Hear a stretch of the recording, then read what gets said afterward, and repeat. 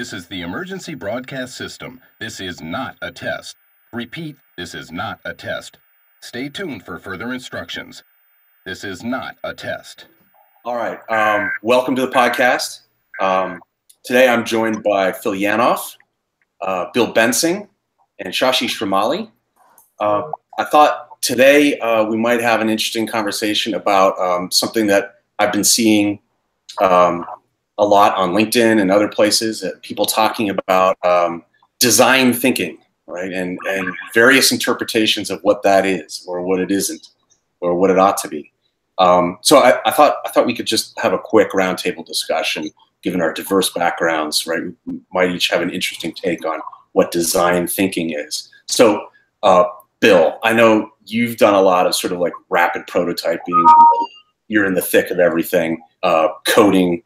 You coding your own cloud platform, or you're doing something crazy, right? So, you know, what is design thinking? What does it mean? What is it?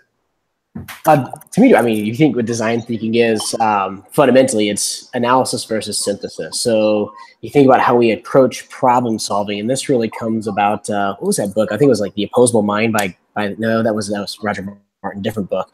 Anyways, but to me, design thinking is about so synthesis, taking things that don't exist yet, or may not exist, and putting together into some type of output that meets a need that you're going after, as opposed to something like analysis, where you're going through and sort of analyzing a problem and looking at its underlying components to understand what's going on there.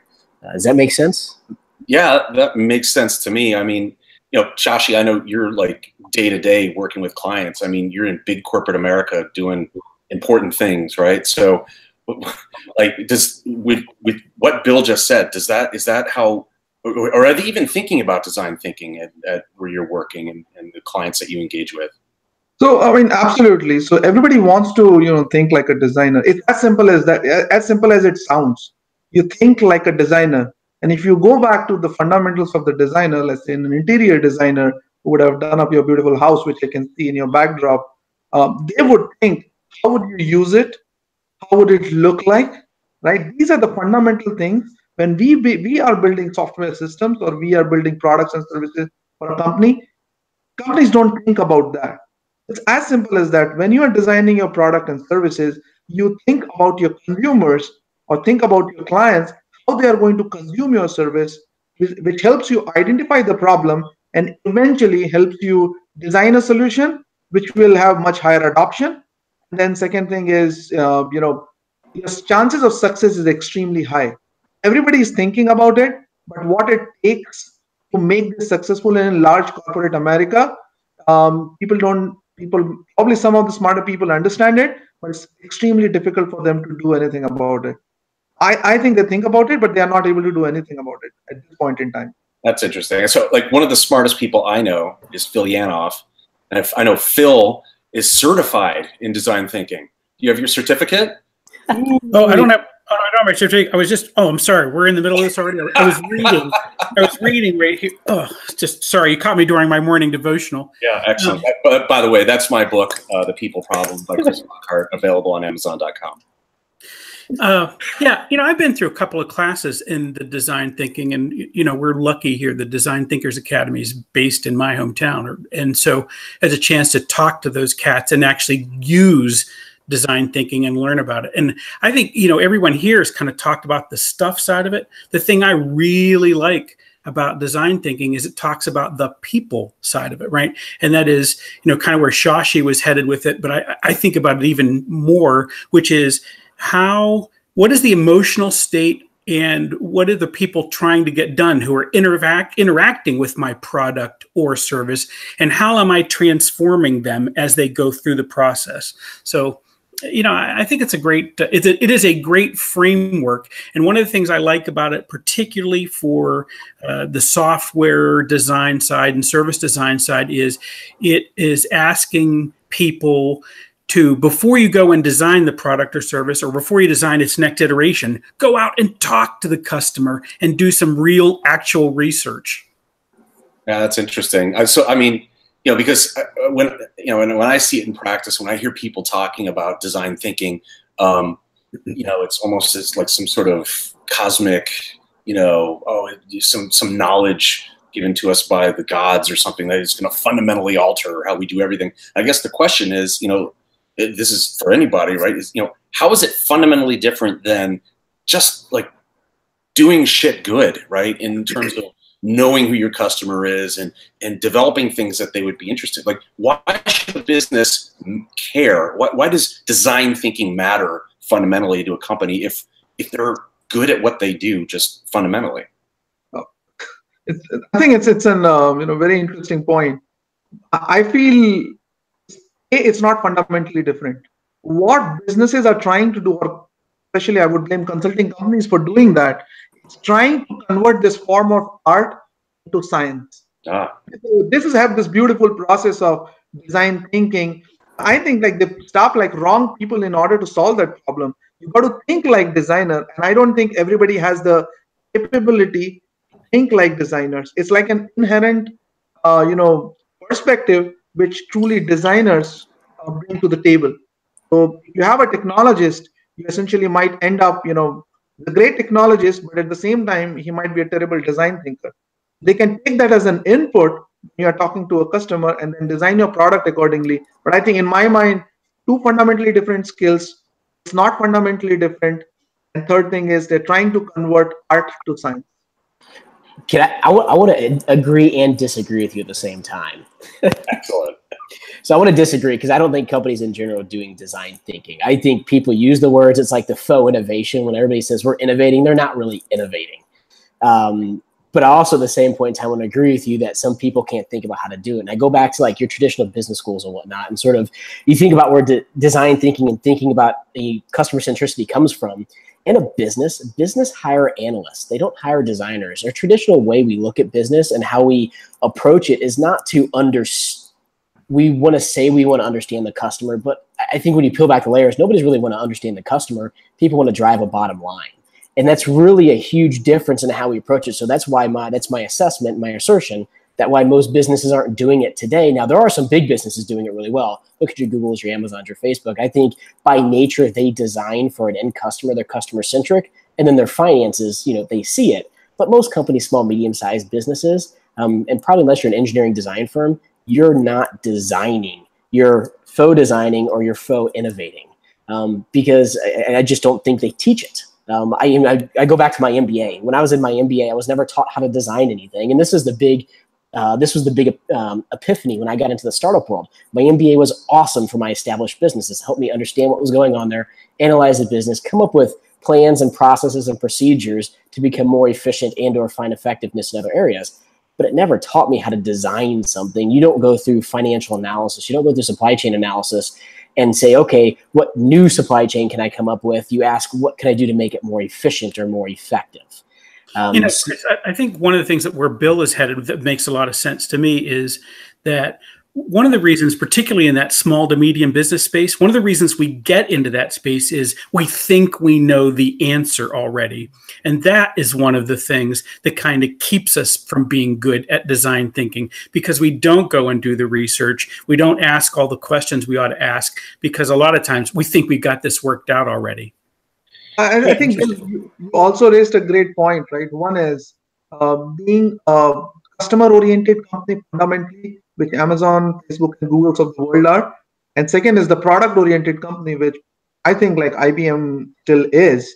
Like, can they fundamentally change from being product-oriented company to a customer-oriented company? That's a huge transition, and I don't think that's going to happen.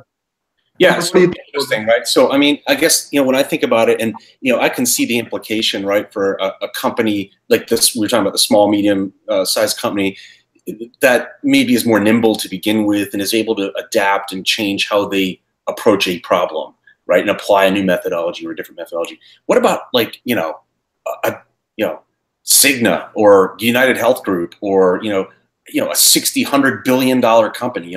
What's the implication there of design thinking? Is there one, like, or does it take a different form? Is it, when we think about design thinking in a massive company like that, does it come down to sort of a different leadership style or a different way of work, as opposed to strictly, we're going to do design instead of, the other way? So I mean, I don't know what you guys think. Yeah, I think it comes with different behaviors. So think about the behavior that drives a big healthcare company, right? And it goes back down to the bottom line behavior. Design thinking. Now, design thinking, the outcome is a better bit. You're more customer centric, which means you have better products, which i.e. means you provide more value and have a bigger bottom line. But I would argue that a lot of reason why is that behavior is not the future centric behavior like Amazon. I mean, look at what Jeff Bezos has fundamentally done to Wall Street. He's trained them not to worry about profits, but to worry about growth. Look at every other company in Wall Street, and they get hit for profits and not necessarily growth. And so I think it's that behavioral construct which really keeps us, and I mean, healthcare is ripe for, we'll call it the innovation, ripe for design thinking, redesigning the way that people think about healthcare and acquiring healthcare.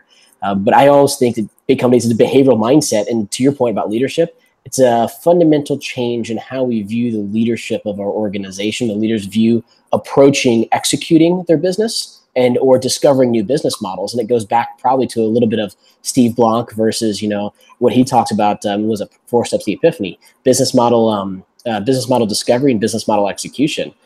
Design thinking is really about discovery. Most businesses today aren't concerned about discovery, and I think that's the fundamental behavior, and that's why they get upset and fundamentally disrupted. And so if you change your mindset to more discovery and keep it on execution, but this whole, you know, think about Kodak, execution to the utmost until we become irrelevant, that's fundamentally what happened at Kodak. Kodak could have been Instagram. Kodak could have been all of this stuff, but they decided to execute on what they knew as opposed to design their future. And so that's what mindset is. Go ahead, Sashi. Sorry. I think you have a great point. I want to piggyback on what you said. So my thought about Kodak and similar company, Blockbuster and all, I don't think they did not know that it's not coming. The downfall is not coming. Sometimes what happens is you start off as a startup, right? You build a great product. Your company grows from being a 10-people company in a garage to being thousands of people, right? For this period of time, you had multiple leaders and you inherently build an unorganized organization culture. Now, when you want to become more customer oriented, essentially what happens is start thinking about your processes, you start thinking about your systems. We keep on using the term, Chris, called legacy transformation. What they don't understand is they have legacy system, but they have legacy culture as well. Yeah. They never ever focus on changing or transforming their legacy culture. So that's exactly what happened. It's not that they did not want to change. I feel they could not change. They wanted to change. They could see it coming. They probably wanted to go digital. They were such a huge organization, making cultural changes, transforming upside down. It was probably not possible for them. That's what I think. Sometimes they want to change. They can't because it's such a complex organization. Not an easy. I mean, in short, this is the innovator's dilemma, right? I mean, it is exactly it. How do I do that? That is the dilemma. Yeah, it's interesting. I mean, Phil, you deal a lot with people and getting them involved in the right spot in a company and connecting people together that have interesting ideas. I mean, do you see this in the companies you're dealing with or the folks that you're dealing with in terms of I need to think about things differently, or I have a legacy way of thinking about things and I'm in trouble? Well, I think big companies have that. So if I'm inside or somehow connected to someone who's working in a project inside of something or in something big, it's really, really challenging to move a large company.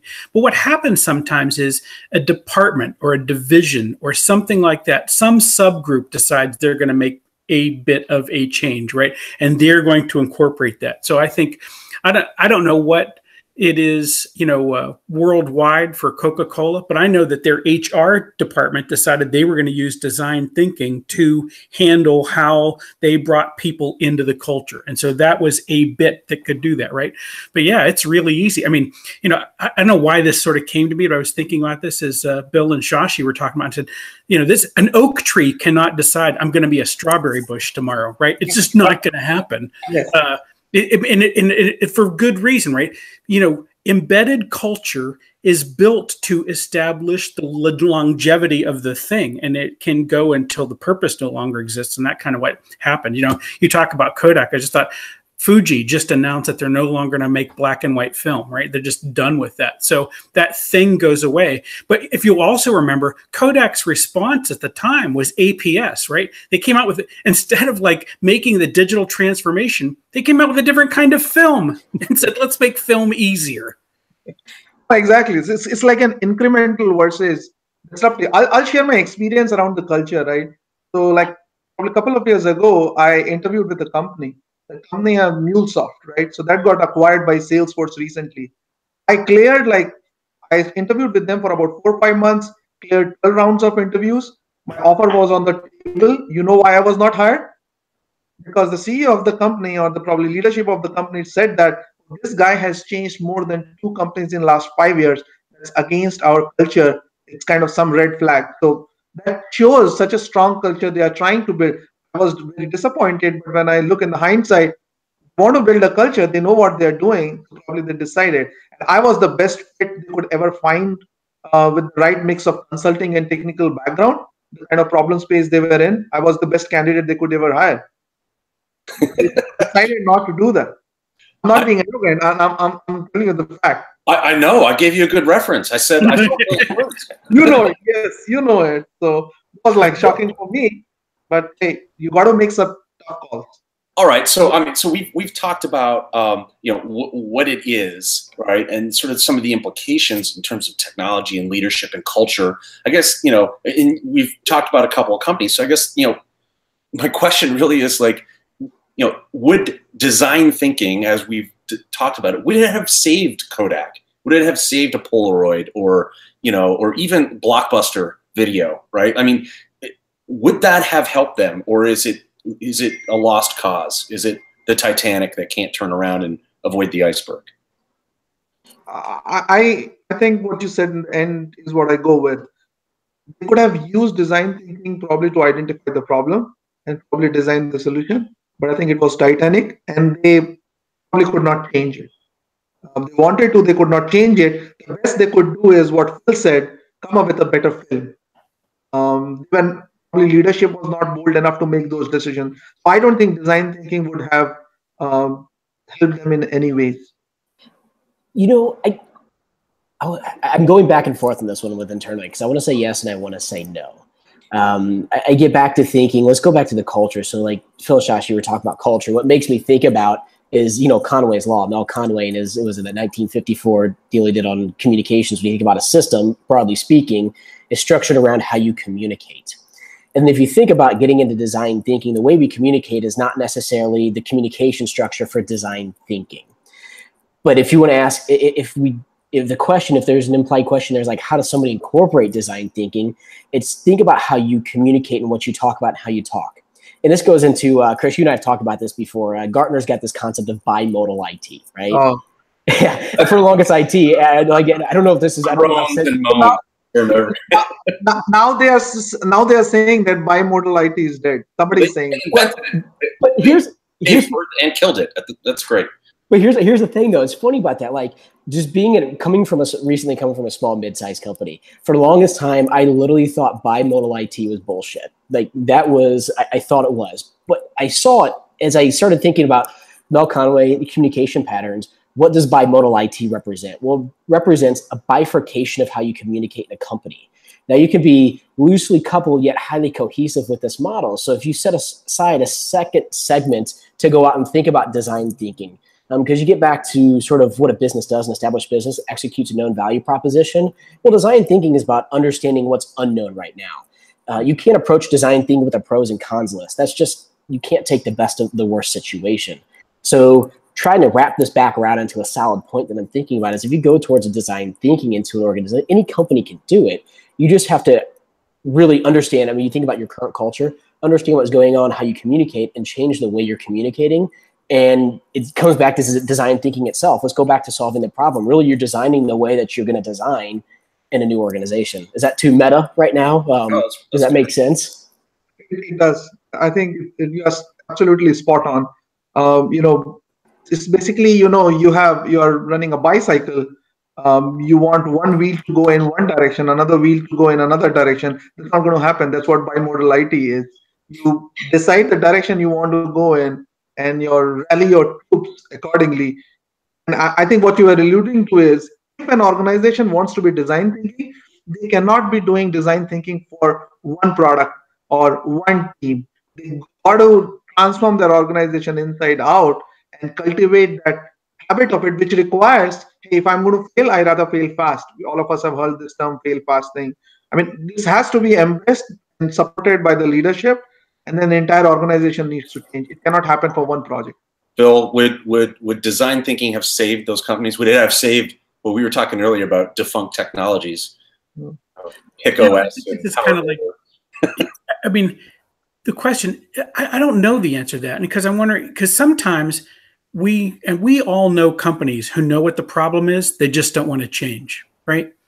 And that just happens sometimes. And so the question is, did they want to? Would they have? So they could have had a much better understanding of what was trying, or what people were trying to do.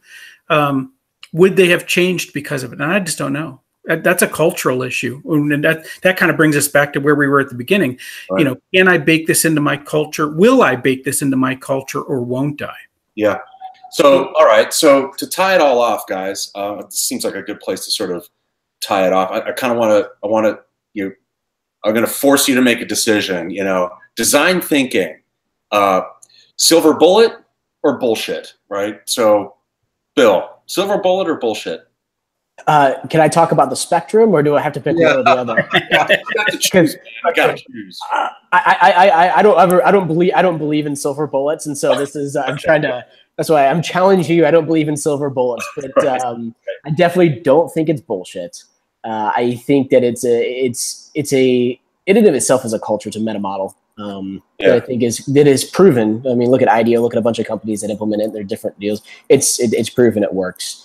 It's definitely worth a investment in any company to experiment if they're looking to develop a new product, a new set of products in a different way. Shashi, what do you think? I'm definitely, it's not a bullshit, but it's not a silver bullet either. No. So I think that I'll scale it more towards the silver bullet if we can get the culture aspect of it right. If we staff the right kind of skills, you do not take your technical folks or standard management consultant and say, hey, these guys are my design thinkers. These are not the people who can do that kind of work.